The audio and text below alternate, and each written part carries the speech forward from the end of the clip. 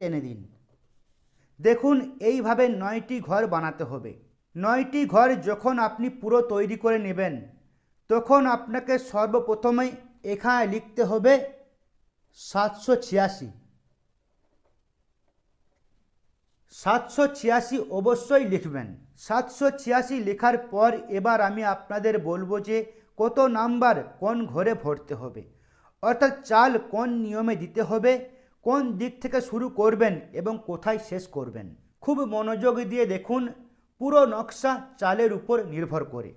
আপনি নিজেই এই নকশাটি বানাবেন। যদি সত্যিই আপনি পেরেশান হয়ে থাকেন, আপনার মহাব্বত, আপনার ভালোবাসা পেতে চান, তাহলে শুধু এই নকশাটি বানিয়ে আপনার ভালোবাসার নাম লিখে পুড়িয়ে দিন। আপনার ভালোবাসাকে যদি না পান তাহলে বলবেন। এবার আমি আপনাদের এই চাল বলে দিচ্ছি যে আপনাকে কোথায় কি ভরতে হবে। যদি আপনি এই নকশাটি বানান তো আপনার উদ্দেশ্য সৎ হতে হবে। জায়েজ কাজের জন্যই আপনাদের এই নকশাটি ব্যবহার করতে হবে। কাউকে নাজায়েজভাবে পেরেশান করার জন্য, কাউকে কষ্ট দেওয়ার জন্য। ভালো করে শুনে নিন, XYZ কিছুই নয়। নাজায়েজ কাজ, অসৎ উদ্দেশ্যে এটা বানাবেন না। আপনার উদ্দেশ্য সৎ, আপনি সত্যি করে ভালোবাসেন, আপনি কাউকে পেতে চান, তার মনে ভালোবাসা জাগাতে চান। আপনার সাথে আগে কথা বলতো, এখন সে আপনাকে ঘৃণা করে, তাকে আপনার কাছে আনতে চান, তাহলে আপনারা এই নকশাটি ব্যবহার করতে পারেন এবং পুরো বিশ্বাস রেখে এই নকশাটি বানাবেন। প্রথমেই আপনার মন থেকে এই সন্দেহ দূর করুন যে এতে কাজ হবে কি হবে না।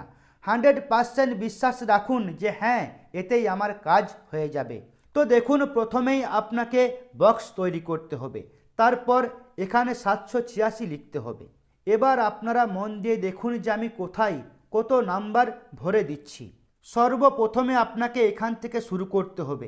এখানে আপনাকে লিখতে হবে 11। প্রথম বক্সে আপনাকে লিখতে হবে 11। তারপর আপনাকে এই ঘরে আসতে হবে। এখানে আপনাকে লিখতে হবে 18। 18 লেখার পর আপনাকে এই ঘরে আসতে হবে। এখানে আপনাকে লিখতে হবে 16। এই তিনটি বক্সে আপনাকে 11, 18, 16 ভরে নিতে হবে। তারপর আপনাকে এই মাঝখানের লাইনে আসতে হবে। এখানে আপনাকে লিখতে হবে 13। 13 লেখার পর আপনাকে এই নিচের বক্সে আসতে হবে।